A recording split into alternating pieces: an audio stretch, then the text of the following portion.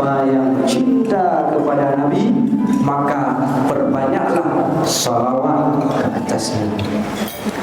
Wa samaratuhu al-wusul ila syafa'atihi fil jannah, dan buahnya itu adalah memperoleh syafaat Nabi kelak di syurga. Kemudian tanda cinta kepada Nabi dengan banyak-banyak mengingatnya dan tidak lupa meneladaninya.